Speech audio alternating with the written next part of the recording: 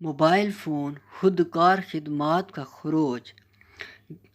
گاڑیوں کے لیے پہلا مکمل خودکار موبائل فون سسٹم 1956 میں سویڈن میں شروع ہوا گیا، جس کا نام MTA ہے۔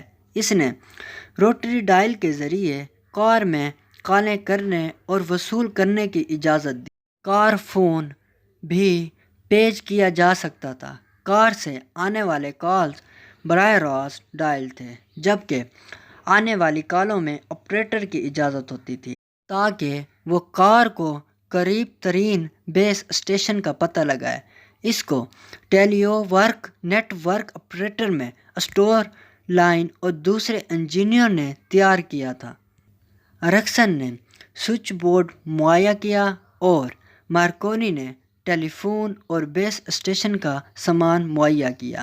MTA موبائل فون میں ویکیوم ٹیوبیں اور ریلوے شامل تھے اور اس کا وزن 40 کلو گرام تھا۔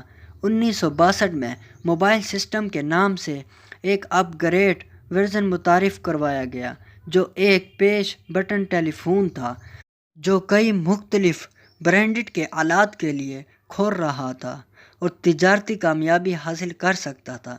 1983 تک یہ نیٹ ورک کھلا رہا اور اس کے بند ہونے پر اب بھی 600 صارفین موجود ہیں۔ USSR میں گاڑی چلانے والوں کے لیے 1958 اس طرح کے نظام پر ترقی کا آغاز ہوا۔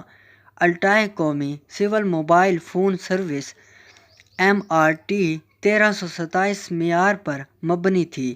الٹائے نظام کے اہم ڈیولپر ورنسٹائن ریسرچ انسٹی ٹیوٹ آف کمیونیکیشن اور اسٹیٹ اسپیشلائزڈ پروجیکٹ انسٹی ٹیوٹ تھے۔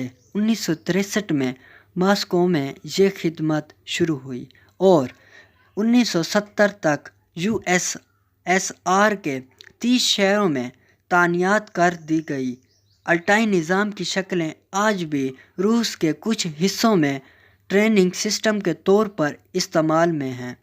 امریکہ کے کنساس کے شہر بریسٹل میں ایک 1959 نجی ٹیلی فون کمپنی S&T ٹیلی فون کمپنی موٹرولا ریڈیو ٹیلی فون کے سازوسامان اور ایک نجی ٹاور کی سہولت کے استعمال کے ساتھ اس مقامی علاقوں میں عوامی موبائل ٹیلی فون خدمات کو پیش کی گئیں۔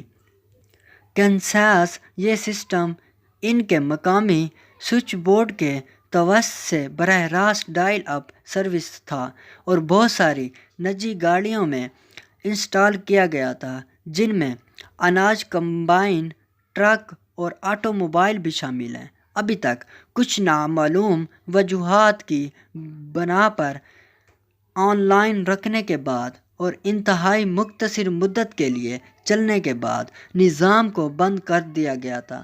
کمپنی کا انتظام فوری طور پر تبدیل کر دیا گیا اور مکمل طور پر چلنے والا نظام اور اس سے متعلق ساز و سامان کو فوری طور پر 1960 کے اوائل میں ختم کر دیا گیا۔